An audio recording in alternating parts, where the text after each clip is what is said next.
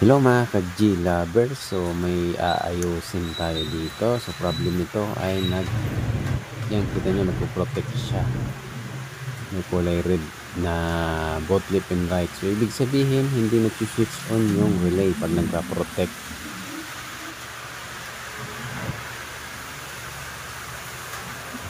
Kung binuksan natin, yan. Wala pa naman siyang history ng repair. So ang ginawa ko agad dito, nag-check ako ng output. So nag-test tayo, test natin. So naka-continuity tayo. Dito, nag-buzzer siya. So may leak at shorted dito sa bandang side na to. Sa kabilang channel ay good naman. Wala naman siyang wala naman siyang nag-buzzer o nag-leak.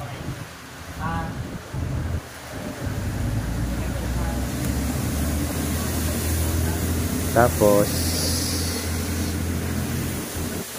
nakita ko dito yung mga sunog akong nakita. Yan. So itong output na to, side na to, ito ang tatanggalin natin. Kaya siguro nakaprotect to. So hindi nag-switch on yung relay. Yan, tinanggal ko na yung mga sira na nakita ko. So yung output yan 4. Tapos mga ilang resistor. So meron pa yan tira dito. So hindi pa natatanggal. So yan, meron pa maliit dito yan. Tinanggal ko na pala. Yan. Tapos yan nasa gitna dyan na parang sunog, papalitan ko yun yan. So dito yung mga mabababa yung value na nasunog, yung mga 4.7 ohms.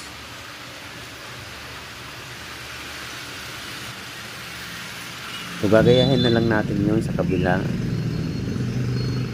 Yan, kung ano yung nakalagay dyan. So ito yung kapareho nyan dito. Yan. Marali lang naman gayahin yan kasi hindi naman nasira yung kabilang channel. So nagpo-protect lang na parehas sila kasi hindi nag-switch yung relay. Aren, dakula, aday pa po, di pas Yung na. relay na yan hindi nag-switch on. So yan na lang ang gagawin.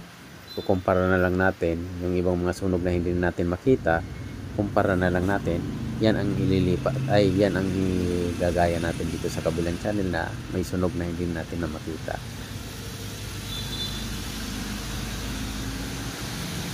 Yan, may sunog pa dyan na isa. Yan, nasa gitna na yan, medyo malaki ng konti. Papalitan ko rin naman yan. So ito, chinik ko na yan.